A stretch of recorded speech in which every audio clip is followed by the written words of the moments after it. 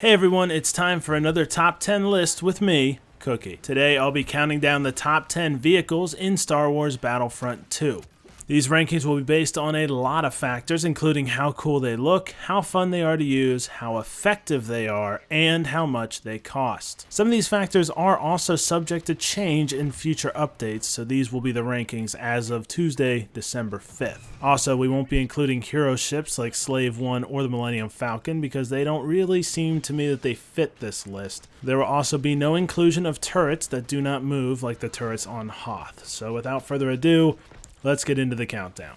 Our number 10 pick is the MTT. This vehicle comes in at a measly 400 battle points. The MTT has a limited area to hit, but is much more effective at hitting that area than the AT-AT, which is of the same sort of vehicle group. The MTT also has a very cool look to its rockets, and even if it doesn't kill the target, it can at least temporarily blind them in the fire that the MTT can create. If you get in it at the right time, you can really cause a mess for the other side. In at number 9 is another droid tank, the AAT. This droid tank costs you only 1500 battle points, which is pretty fair seeing as the AAT can deliver some serious damage. Linked fire and high explosive shells can both be extremely useful and deadly in battle, but it's the AAT siege mode that sets it apart. It's a unique departure from the other tanks that it lets you control one specific part of the tank, although this doesn't allow the tank to move, so a co-op option for this tank may have been the way to go.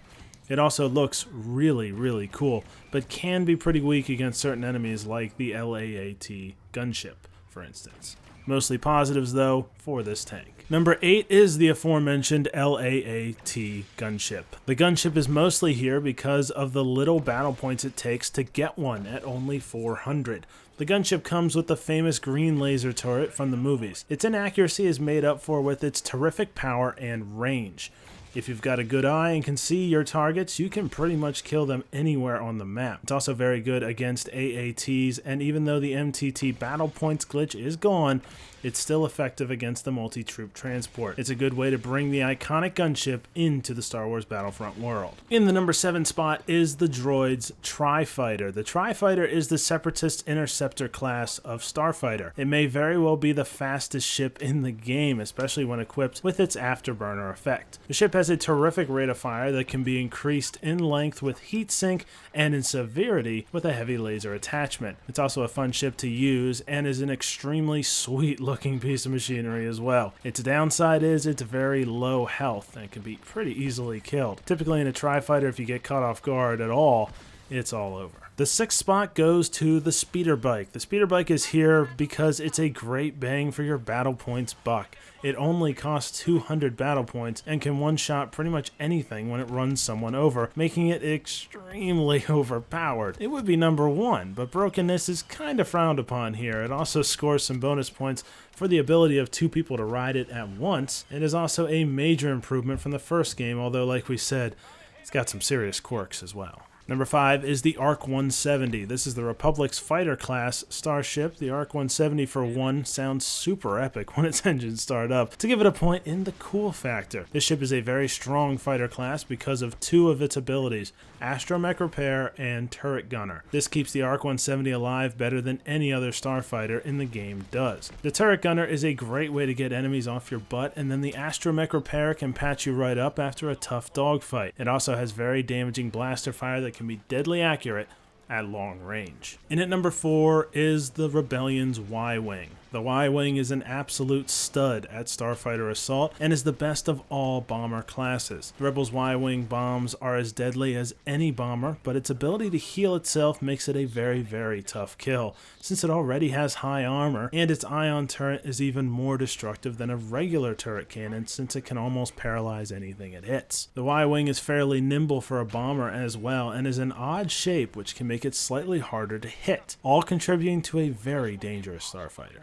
In at number 3 is the Airspeeder. When it comes to bang for your buck, pretty sure it doesn't get better than paying 200 points for an Airspeeder. Airspeeders are deadly against other ships and are especially effective against ground units. Since Hoth is the only place to get an Airspeeder, it's even more dangerous since Hoth is such an open map and there's very little places to hide for infantry. Airspeeders are equipped with Afterburner, giving them an escape option, and already have pretty high armor. Plus the Airspeeder's heat sink and laser barrage make it very effective against the fighters in the air as well. The only negative is overall it's pretty overpowered and needs a nerf. However, if you're lucky enough to get it, you probably won't complain. Also, only available on Hoth is our number 2 vehicle, the Tauntaun. The Tauntaun has the rare distinction of being absolutely free. And for something that is free, it's pretty effective. The Tauntaun itself has good armor, although you yourself are susceptible. It'll employ you with an effective rifle as well as a barrage, and it's just so much fun to do the Tauntaun headbutt. Not to mention getting 10 kills in one run with the Tauntaun isn't all that rare or hard to do. Also, it's a freaking Tauntaun. And they're awesome. A little biased there. Before we get to number 1, here's a few vehicles that just missed out on this list. Right on target.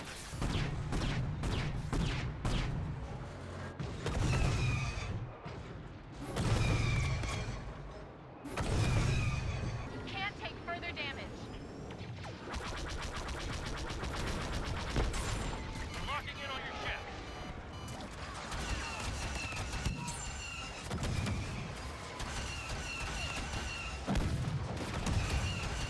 And at number 1 is the A-Wing. Whether it's the Rebel A-Wing or the Resistance A-Wing, the result is the same, a really freaking good ship. What separates the A-Wing from the other interceptor vehicles is its rate of fire and resistance to death. The A-Wing is always matched up against the TIE Fighter classes, which are much inferior to the A-Wing, which makes this ship seem that much better, as it's very hard for any of the TIE classes to keep up with it. The A-Wing is also a great ship for galactic assault. Its small size and high rate of fire makes it perfect for fitting into tight spaces and eviscerating the enemy. It's a ton of fun to use and the pick for number 1. So what did I get right? What did I get wrong? Do you hate me in every way now? Hit those comments with your opinions and tell us what Star Wars Battlefront 2 countdown list you want us to do next, and it might just appear on this channel. Also, hit that like button to show your support. Subscribe if you haven't already. Donate if you are so inclined. Watch another video. We've got tons and multiple other countdown videos if you'd like to see that as well. Top 7 heroes, villains. We got one for maps, hero powers, all kinds of countdowns, so check those out as well. But most of all, I hope you wonderful people have a great day. Your defeat is inevitable. I warn you not to underestimate my powers.